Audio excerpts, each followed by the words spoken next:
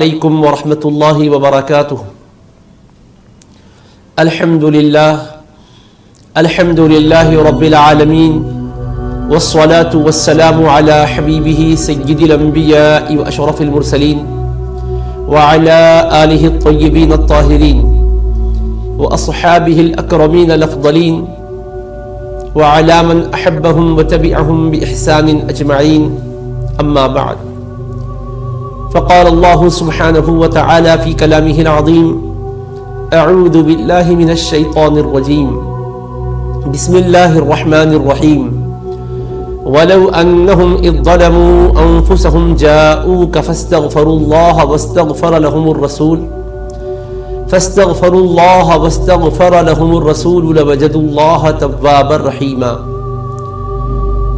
صدق الله العلي العظيم وصدق رسوله النبي الكريم، ونحن على ذلك من الشاهدين والشاكرين والحمد لله رب العالمین. ناظرین گرامی قدر، اللہ رب العزت کا ارشاد مبارک ہے: وَلَوْ أَنَّهُمْ إِذْ ظَلَمُوا أَنفُسَهُمْ جَاءُوكَ، اور اگر یہ لوگ جب اپنی جانوں پر ظلم کریں تو اے حبیب صلی اللہ علیہ وآلہ وسلم آپ کے دربار میں حاضر ہوں. فاستغفروا اللہ، اور اللہ تعالی سے اپنے قصوروں کی معافی چاہیں. واستغفر لهم الرسول، اور رسول اللہ صلی اللہ علیہ وآلہ وسلم ان کے لیے سفارش فرما دیں. لوجدوا اللہ توابا رحیما، تو یہ لوگ ضرور بضرور اللہ تعالی کو خوب توبہ قبول کرنے والا، بے انتہا رحم فرمانے والا پائیں گے. اس آیت مبارکہ میں حق تبارک و تعالی اپنے بندوں کو ہدایت عطا فرما رہا ہے کہ جب وہ جانوں پر ظلم کر بیٹھے، یعنی گناہ کا ارتکاب کر بیٹھے، تو وہ اے حبیب صلی اللہ علیہ وسلم آپ کے پاس آئیں اور اپنے قصوروں کی اللہ سے معافی چاہیں، استغفار کریں. تو اے رسول صلی اللہ علیہ وسلم جب وہ آپ کے پاس حاضر ہو کر استغفار کرے،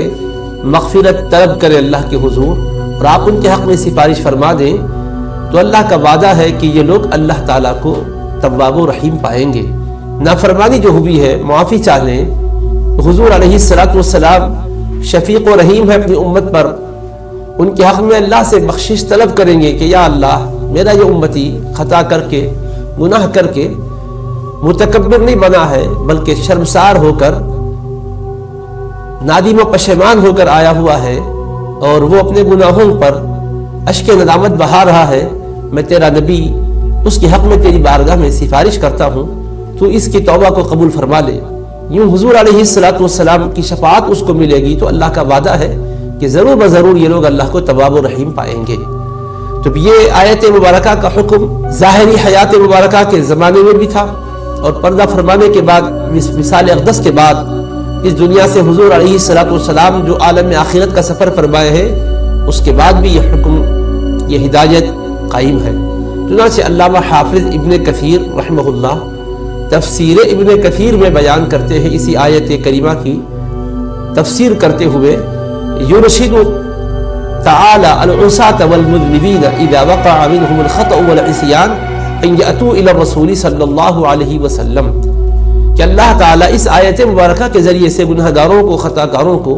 معصیت شیاروں کو یہ ہدایت دے رہا ہے کہ جب ان سے کوئی خطا و لغزش سرزد ہو جائے تو وہ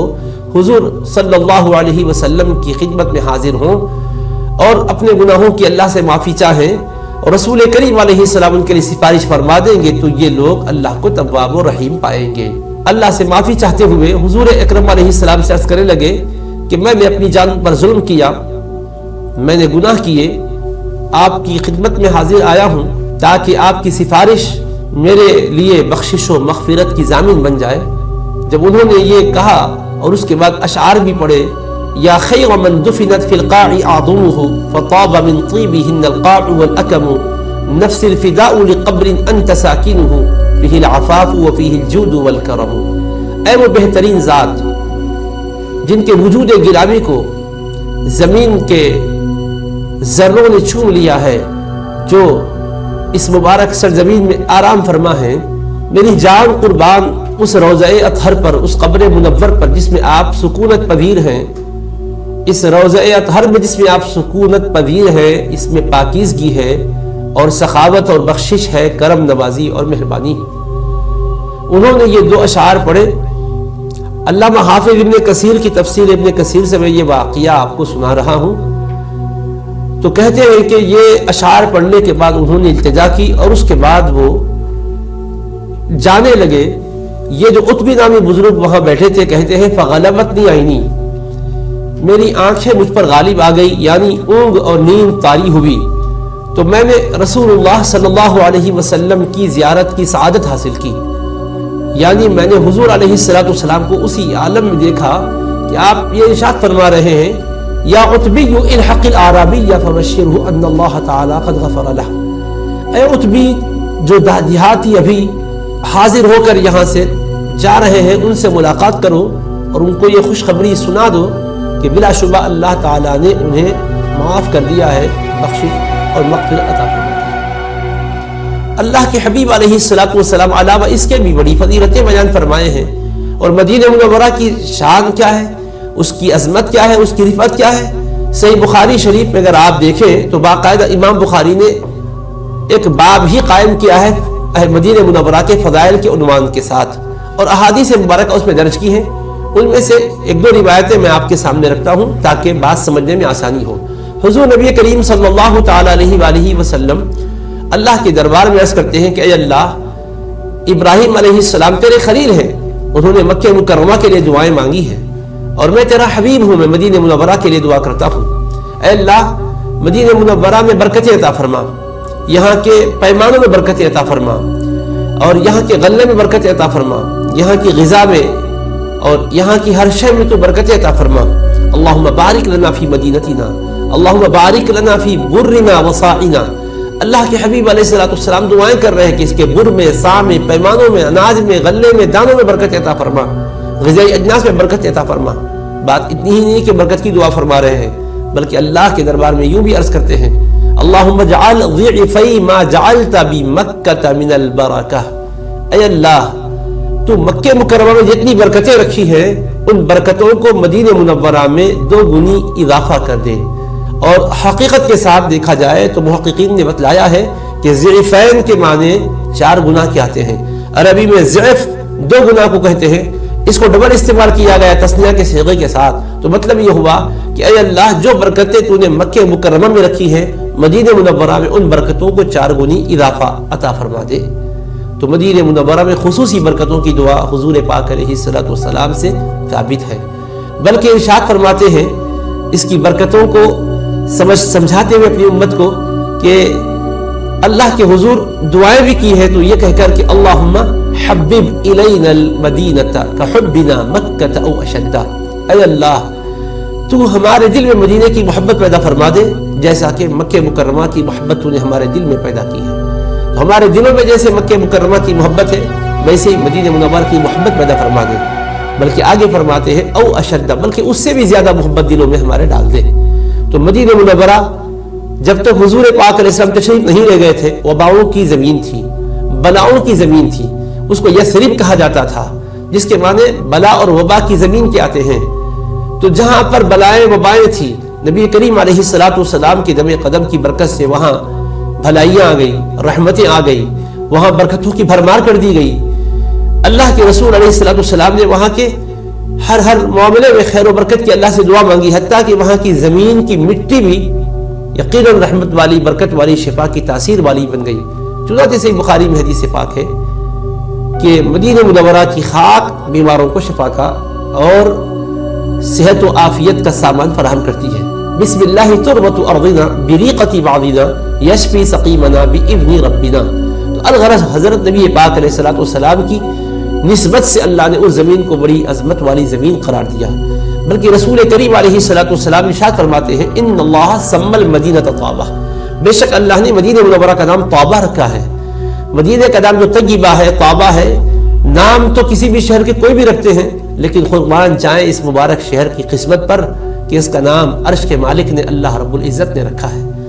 اور نبی کریم علیہ السلام کی نسبت سے وہ مدینہ منورہ کہلاتا ہے۔ مدینہ منورہ سے محبت حضور نبی کریم علیہ السلام نے کی ہے، ہر بندہ مومن کو اس سے محبت ہونا فطری اور طبعی بات ہے۔ تو مکہ مکرمہ عظمتوں کا شہر ہے، جہاں خانہ کعبہ ہے، وہ مہبت وحی الہی ہے، جہاں رسول پاک علیہ السلام کی ولادت باسعادت ہوئی، جہاں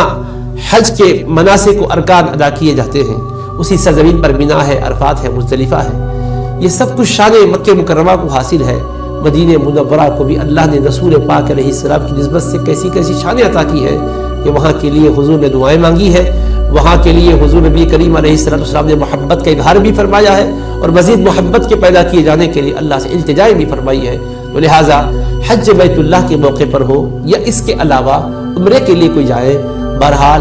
اللہ کے رسول علیہ السلام کے شہر مقدس کو جانا وہ اپنی سعادت سمجھتا ہے، اپنی خوش نصیبی سمجھتا ہے۔ اب پروگرام کے اعتبار سے پہلے جائیں یا بعد میں جائیں یہ سہولت پر منحصر ہے، لیکن جانے کی تمنا ہر ایک کے دل میں ہوتی ہے، اس لیے کہ آج یہ حج کی سعادتیں ہمیں ملی اور خانہ کعبہ کی عظمتیں معلوم ہوئی اور ایک ایک رکن کو ادا کرنے کا اجر و ثواب معلوم ہوا۔ یہ سب نبی رحمت علیہ السلام ہی کی تعلیم کی وجہ سے معلوم ہوا۔ اللہ کے پیغام کو ہم تک نبی کریم علیہ السلام نے ہی پہنچایا ہے، آپ ہی پر وحی الہی کا نزول ہوا، آپ ہی نے دین کے مکمل کیے جانے کا اللہ کی طرف سے اعلان کر کے سنا دیا۔ لہٰذا حضور نبی کریم علیہ السلام کی محبت کا تقاضا ہے مدینہ منورہ بڑے ادب و احترام سے حاضری دی جائے۔ اب رہ گیا مدینہ منورہ پہنچے رسول پاک علیہ السلام کے شہر مبارک میں تو ادب کیا ہونا چاہیے؟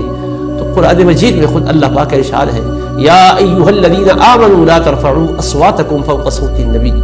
اے ایمان والو تم اپنی آوازوں کو نبی کریم صلی اللہ علیہ وسلم کی آواز پر بلند نہ کرو، ولا تجہروا لہ بالقول کجہر بعضکم لبعض، اور تم حضور نبی کریم علیہ السلام کے سامنے ایسے چلا کر نہ بولو جیسا تم ایک دوسرے کے ساتھ چلا کر بولتے ہو، بے تکلفی کے ساتھ کلام کرتے ہو، ان تحبط اعمالکم وانتم لا تشعرون، تمہارے اعمال برباد ہو جائیں گے اور تمہیں اس کا پتہ بھی نہیں چلے گا۔ تو اللہ تعالیٰ نے اپنے رسول علیہ السلام کے سامنے حاضر ہونے والوں کو فرمایا ہے کہ ادب کے ساتھ حاضر ہونا، زبان پر بھی تمہارے کنٹرول رہنا، الفاظ پر بھی کنٹرول رہنا، جو چاہے جملے بھی نہیں بولنا، جیسے چاہے اپنی آواز کو بلند کر کے بھی نہیں بولنا، بلکہ دھیمی آواز ہو۔ نبی کریم علیہ السلام کے دربار میں جو آداب حاضر ہونے کے تھے وہ وصال اقدس سے پہلے ظاہری قیام کے دوران بھی تھے اور وصال اقدس کے بعد بھی ہے۔ چنانچہ آج بھی مسجد نبوی اور روضہ رسول پاک علیہ السلام پر آپ پہنچے تو یہی ادب آپ کے لیے ہمارے لیے لازم ہوگا۔ دلیل کیا ہے جناب؟ دلیل صحیح بخاری کی حدیث پاک ہے، حضرت سیدنا عمر بن خطاب رضی اللہ تعالیٰ عنہ کا واقعہ اس میں مذکور ہے۔ سعید بن یزید رضی اللہ عنہ ایک صحابی ہے، وہ سعید بیان کرتے ہیں کہ میں مسجد نبوی شریف میں ٹھہرا ہوا تھا، ایک صاحب نے میری طرف کنکری پھینکی، میں نے جو مڑ کر دیکھا تو عمر بن خطاب نظر آ رہے تھے رضی اللہ عنہ، تو انہوں نے اشارے سے مجھ کو کہا کہ قریب آؤ، اشارہ کیا، میں پاس پہنچا، قریب گیا تو مجھ سے فرمایا وہ دونوں جو آپس میں باتیں کر رہے ہیں انہیں بلا لاؤ۔ تو پھر میں ان دونوں کو بلا لایا، ان دونوں سے آپ نے فرمایا من این انتما، تم دونوں کہاں کے رہنے والے ہو؟ تو انہوں نے کہا ہم طائف کے رہنے والے ہیں، طائف سے آئے ہوئے ہیں۔ تو آپ نے فرمایا لو کنتما من اہل البلد لاوجعتکما، اگر تم اہل بلد یعنی مدینہ منورہ کے باشندگان ہوتے تو میں تم کو سزا دیتا تھا، کوڑے لگواتا تھا۔ فرمایا ترفعان اصواتکما فی مسجد رسول اللہ صلی اللہ علیہ وسلم، تم اللہ کے رسول کی مسجد میں بلند آواز سے بات کرتے ہو، خیال کرنا چاہیے کیونکہ تم اس شہر کے نہیں ہیں، اس کا ادب تمہیں معلوم نہیں تھا، اب سمجھا دیا ہوں، ورنہ یہاں کے باشندگان جو ادب سے واقف تھے ان میں سے کوئی خطا کرتا ہوتا تو پھر اس کو سزا دیتا، کوڑے لگاتا۔ تو معلوم کیا ہوا؟ یہ واقعہ حضرت نبی پاک علیہ السلام کی وصال اقدس کے بعد کا تھا۔ تو صحیح بخاری کی حدیث سے ثابت ہوا کہ رسول کریم علیہ السلام کی مسجد میں حضور کی بارگاہ میں بھی حاضری کے موقع پر وہی ادب قائم رکھنا چاہیے جو ادب آپ کے ظاہری حیات کے دوران حاضر ہونے کے سلسلے میں بتلایا گیا تھا۔ یہی فاروق اعظم نے سمجھا اور امام بخاری نے صحیح بخاری میں درج حدیث کے ذریعے سے ہمیں سمجھایا اور بتلایا۔ الغرض حضرت نبی پاک علیہ السلام کے شہر اقدس میں آپ جائیں، احترام کے ساتھ درود و سلام پڑھتے ہوئے جائیں، اور جب مدینہ منورہ جیسے قریب آئے اور شوق بڑھ جائے، پہنچ جائیں تو اپنے ساز و سامان کو آپ قیام گاہ میں رکھیں، بہترین طریقے سے، انتہائی جوش اور ولولے کے ساتھ، خوشی اور محبت کے ساتھ اپنے آپ کو تیار کریں۔ اس کے بعد دیکھیں اگر کوئی فرض نماز کا وقت ہے تو نماز ادا کر لیں، اگر آپ نے وہ نماز ادا کر لی ہے پہلے سے پھر کوئی مسئلہ نہیں ہے، اگر نہیں پڑھے تھے تو پھر فرض پڑھ لیجئے۔ اس کے بعد آپ رسول اکرم صلی اللہ علیہ وسلم کے دربار میں صلاۃ و سلام عرض کرنے کے لیے پہنچیں، باب السلام سے اندر داخل ہوں، نہایت ادب کے ساتھ بڑی محبت کے ساتھ داخل ہوں، اور مسجد میں داخل ہونے کے جو آداب بتلائے گئے، بسم اللہ والصلاۃ والسلام علی رسول اللہ، اللہم اغفر لی ذنوبی وافتح لی ابواب رحمتک، یہ پڑھ کر داخل ہو۔ اور جب آپ بالکل باب السلام سے اندر جائیں گے تو بائیں جانب سیدھی جانب تو قبلے کی دیوار ہوگی، بائیں جانب حضور نبی کریم علیہ السلام کا حجرہ مبارکہ ہوگا۔ حجرہ مبارکہ سے جب قریب آپ پہنچیں گے، پہلے جو جالی ہے وہ جالی میں ہی درمیانی جالی کے درمیان 3 حلقات بنے ہوئے ہیں۔ پہلا حلقہ یہ ہے کہ اگر آپ اس کے روبرو ٹھہر جائیں تو بالکل حضور نبی کریم علیہ السلام کے چہرے انور کے سامنے آپ ہوتے ہیں۔ مواجہ شریف کہتا ہے، کہلاتا ہے یہ حصہ۔ تو مواجہ شریف میں حضور اکرم علیہ السلام کے کھڑے ہو جائیں اور ادب احترام سے صلاۃ و سلام عرض کریں، اور اس کے بعد ٹھہرنے کا مزید موقع ہو تو دعائیں کر لیں۔ اگر ہجوم کی وجہ سے ٹھہرنے کا موقع نہیں مل رہا ہے، چلتے چلتے ہی آپ کو سلام عرض کرنا ہے تو تھوڑا رک کر سلام عرض کر لیں۔ اس کے بعد پھر ایک ہاتھ اور مزید آگے بڑھیں، ایک اور حلقہ ہوتا ہے۔ آپ جب ادھر متوجہ ہو کر ٹھہر جائیں گے تو وہ حضرت سیدنا ابوبکر صدیق رضی اللہ تعالیٰ عنہ کا مواجہ ہوتا ہے، تو ان کے مواجہ شریف میں ٹھہر کر ان کی خدمت میں بھی سلام عرض کر دیں۔ پھر ایک ہاتھ اور آگے بڑھیں تو جو حلقہ آتا ہے اس کے سامنے آپ ٹھہریں گے تو بالکل حضرت سیدنا عمر بن خطاب فاروق اعظم رضی اللہ تعالیٰ عنہ کے آپ سامنے ہوں گے، ان کی خدمت میں سلام عرض کریں۔ موقع اگر ہے ٹھہر سک رہے ہیں تو پھر وہاں دعائیں کر لیں، اگر موقع نہیں مل پا رہا ہے تو پھر آپ آگے بڑھ جائیں، مسجد نبوی کے جس حصے میں بھی جہاں سے بھی آپ کو موقع مل رہا ہے دعائیں کریں اور اپنے آپ کو مصروف رکھیں، درود پڑھیں، سلام پڑھیں۔ اللہ تبارک و تعالیٰ جتنا آپ کو وہاں قیام کا موقع دے رہا ہے غنیمت جانیں، غفلت نہیں ہونی چاہیے۔ اور اس کے ساتھ ساتھ سامنے جنت البقیع ہے، جہاں اہل بیت اطہار ہیں، جہاں اصحاب اخیار ہیں، جہاں تابعین ہیں، جہاں ائمہ ہیں، صلاح ہیں، ان کے مزارات ہیں، ان کی زیارت کریں اور پھر مسجد نبوی شریف میں آپ آ جائیں۔ مسجد نبوی شریف میں ایک خاص حصہ ہے جس کو روضۃ من ریاض الجنہ، جنت کے باغات میں سے ایک باغ کہا گیا ہے۔ صحیح بخاری میں حدیث پاک ہے، نبی کریم صلی اللہ علیہ وسلم نے ارشاد فرمایا، ما بین بیتی و منبری روضۃ من ریاض الجنہ، میرے حجرہ مبارک اور میرے منبر شریف کے درمیان کا جو حصہ ہے جنت کے باغات میں سے ایک باغ ہے۔ یہ حدیث پاک صحیح بخاری شریف کے اندر موجود ہے، تو وہ روضۃ من ریاض الجنہ کہلاتا ہے۔ ریاض الجنہ اس کو عرف عام میں کہتے ہیں، تو اس میں آپ کو اگر موقع ملے تو وہاں پہنچے، نماز پڑھیں، نفل پڑھیں، اور اس کے علاوہ وہاں مختلف ستون ہیں، ان کے پاس بھی 2 رکعت حسب موقع پڑھ لیں۔ مسجد قباء تشریف لے جائیں، ہفتے کا دن ہو تو بہتر ہے، نبی کریم علیہ السلام بھی جمعے کے دن یعنی ہفتے کے دن تشریف لے جایا کرتے تھے۔ باوضو جائیں اور جا کر 2 رکعت نماز نفل پڑھیں۔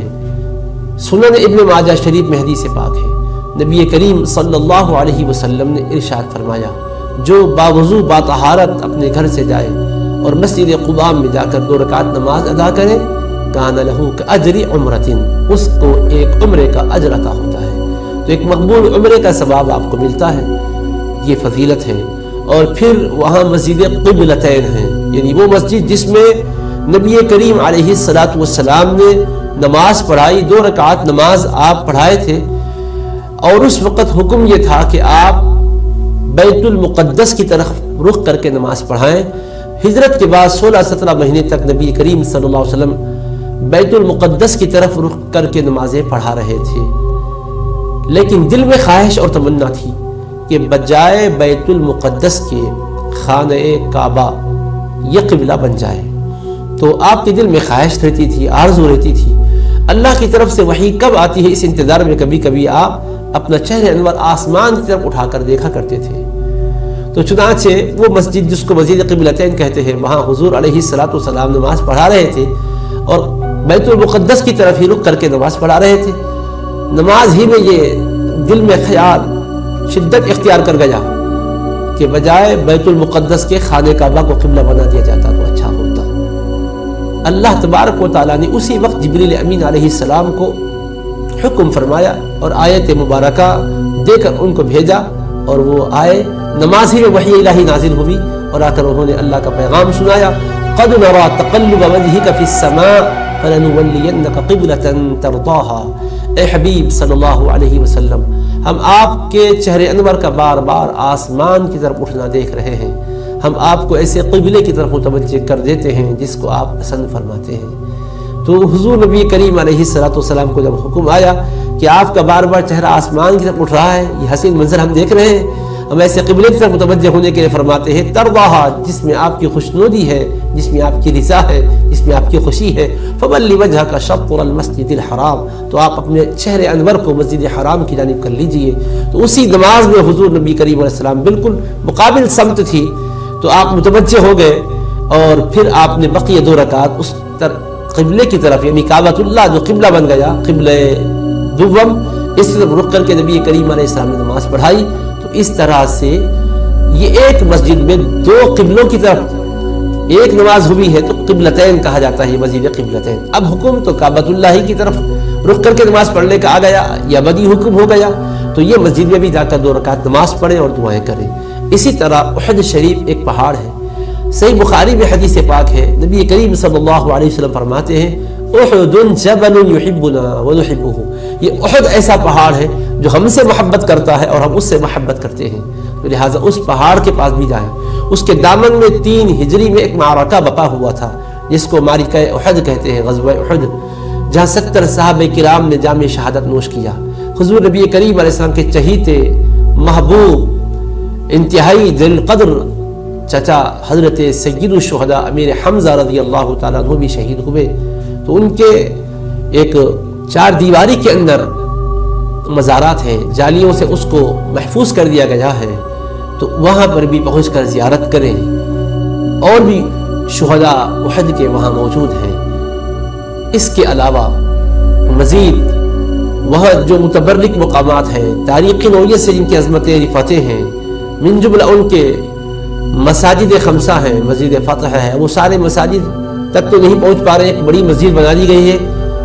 خندق کی جنگ جہاں ہوئی تھی، غزوہ خندق جہاں ہوا تھا، اس علاقے میں وہاں پہنچ کر بھی 2 رکعت نماز پڑھیں اور وہ مناظر کو اپنی آنکھوں سے دیکھ کر آنکھوں کے نور کو بڑھائیں۔ مزید یہ کہ 40 نمازیں آپ کی مسجد نبوی شریف میں ہوں، اس کا اہتمام کریں، کیونکہ رسول کریم علیہ السلام نے فرمایا ہے میری مسجد میں جو 40 نمازیں یوں ادا کرے کہ اس کی کوئی نماز فوت ہونے نہ پائے، تو اس کے لیے نفاق سے براءت کا اعلان ہوتا ہے، عذاب سے نجات کا اعلان ہوتا ہے، دوزخ سے چھٹکارا اس کے لیے لکھ دیا جاتا ہے۔ مسند احمد بن حنبل میں یہ حدیث پاک موجود ہے، اس کا اہتمام ہو، اور کثرت سے حضور اکرم علیہ السلام پر درود و سلام پڑھتے رہے، قرآن کی تلاوت کرتے رہے، گناہوں سے اپنے آپ کو محفوظ رکھیں، اپنے لیے ساری امت کے لیے بخشش کی دعا کریں، اور جب وہاں سے لوٹیں تو پھر وہ محبت، وہ ادب، وہ نعمت اور برکت کے ساتھ لوٹیں کہ زندگی میں ایک انقلاب رہے، آپ کو دیکھیں تو لوگ یہ محسوس کریں واقعی حضور نبی کریم علیہ السلام کے شہر اقدس سے، خدا کے دربار سے رحمتوں و برکتوں کو لے کر آیا ہے، ایک انقلابی زندگی ہے، زندگی بجائے خود ایک لوگوں کے لیے ہدایت کا ذریعہ بن جائے۔ لبيك اللهم لبيك لبيك لا شريك لك لبيك إن الحمد والنعمة لك والملك لا شريك لك